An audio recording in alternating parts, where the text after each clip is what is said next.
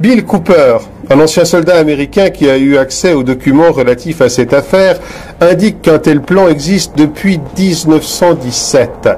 Cooper prétend que ces documents ont pour objectif de convaincre les militaires que les gouvernements sont en contact avec d'autres civilisations extraterrestres, de sorte que les militaires en parlent aux populations et au public pour ainsi nourrir la croyance en des êtres provenant d'autres planètes.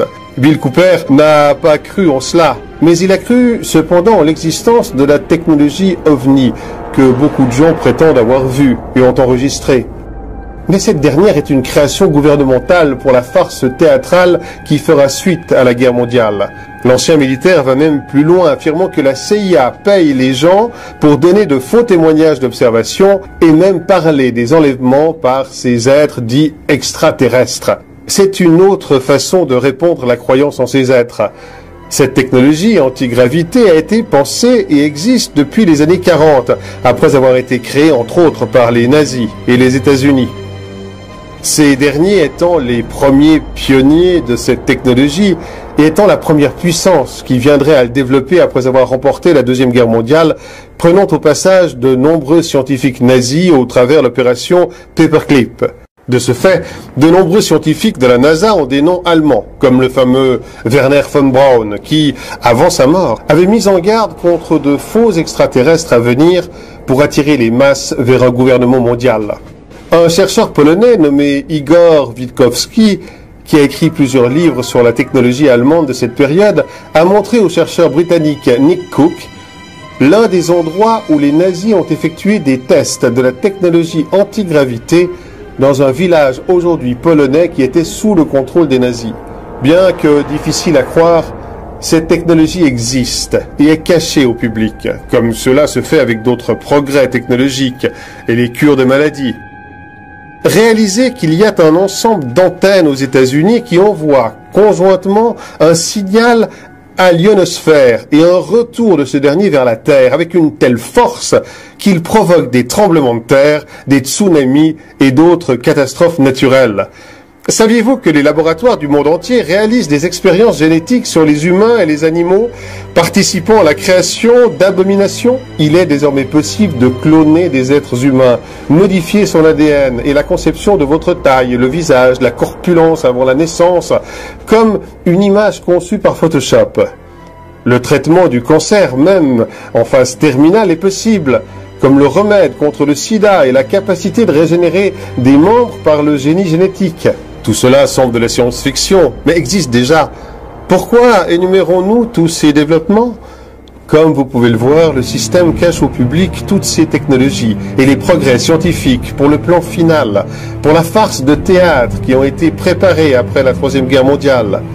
Il réserve tous ces progrès et la solution à tous les problèmes aujourd'hui à ce faux extraterrestre à venir, que nous allons accepter sans opposition pour la mise en place du gouvernement mondial. Y a-t-il un hasard pour que tous les conflits explosent, tous les problèmes arrivent en ce moment avec la pire crise de notre temps? Il n'y a pas de hasard. Mais comme nous l'avons déjà dit, c'est quelque chose de provoqué, quelque chose causé par cette élite pour amener l'humanité au chaos et à une situation extrême afin que nous acceptions cette solution à toute cette situation de chaos. Si nous regardons le système, nous voyons qu'il y a un bombardement constant de films sur les extraterrestres, films qui ont été faits depuis les années 50 jusqu'à aujourd'hui, alimentant ainsi la croyance à l'existence de ces derniers. Non seulement dans le cinéma, mais aussi les jeux, la musique, et bien sûr en termes de politique et de religion. De nombreux chefs de gouvernement qui ont parlé de l'existence d'extraterrestres, Ronald Reagan, Bill Clinton, Obama, le premier ministre russe Medvedev, l'ancien ministre de la Défense du Canada, Paul Heyler. L'Église elle-même a également parlé, affirmant l'existence d'êtres d'autres planètes. Par exemple, des monologues du Vatican, Corrado Balducci, qui, dans des interviews, a parlé de cette hypothèse et a même écrit des livres qui parlent de ces êtres, qui, selon ces hypothèses, seraient les anges dont parle la Bible. Dans la pseudo-science et la pseudo-histoire est écrite une théorie qui parle de la création humaine à travers des aliens, appelée créationnisme. Cette hypothèse affirme que l'homme a été créé par des civilisations extraterrestres et que ces êtres ont visité la Terre depuis des milliers d'années afin de fournir les connaissances et la technologie pour les êtres humains. Cette théorie est basée sur le mystère de la construction des pyramides et l'émergence des ovnis ou extraterrestres dans les peintures et les hiéroglyphes rupestres.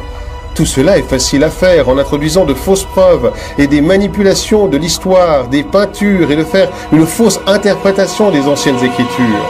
Toute cette fumisterie sur les extraterrestres n'a aucun sens quand on y réfléchit et qu'on recadre les éléments. Que des créatures supposées soient venues il y a des millénaires sur la Terre afin de créer des êtres humains qui sont parfois venus donner des connaissances et des anticipations à des personnes spécifiques, secrètement, et sans se présenter à l'ensemble de l'humanité, ayant soi-disant aujourd'hui à avoir un réel contact uniquement avec nos dirigeants et toujours sans être connus du public, c'est une histoire assez pathétique. Ça ressemble plus à un plan improvisé par l'élite pour essayer de nous faire avaler ce mensonge et ainsi obtenir son dernier grand objectif. Pourquoi ne pas nous présenter ces êtres venus d'ailleurs et empêcher ainsi cette troisième guerre mondiale et terminer ainsi avec ce système criminel et meurtrier? Ils ne le font pas parce que d'une part, ce ne sont pas des extraterrestres qu'on va nous présenter, et d'autre part, cette venue se produira juste après la guerre pour atteindre les objectifs du gouvernement pré-monde, comme la réduction de la population, la destruction complète des États et de l'économie, et l'effondrement moral des êtres humains. L'existence de zones d'accès restreintes telles que la zone 51 et l'existence de bases souterraines ne doivent pas être seulement un aspect du renseignement militaire et le lieu où ils gardent des armes nucléaires, non. Assurément, c'est là qu'ils ont préparé toutes ces technologies et les progrès qu'ils nous cachent avec ces êtres humanoïdes créés dans les laboratoires.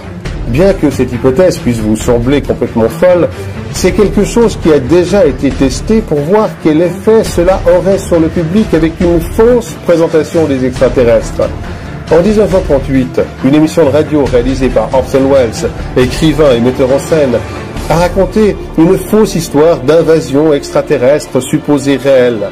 La réaction a été un succès. Des milliers de personnes ont fui la ville dans la panique. Si à l'époque ça a été un succès, imaginez aujourd'hui avec ces navires et êtres humanoïdes créés dans les laboratoires. Tout est prêt. Les guerres, la famine, la corruption, la qualité, tout cela avec le cataclysme que ça entraîne provoquera cette troisième guerre mondiale. Et ça sera le cadre idéal pour la mise en œuvre du gouvernement mondial à travers cette fausse arrivée des extraterrestres. Welcome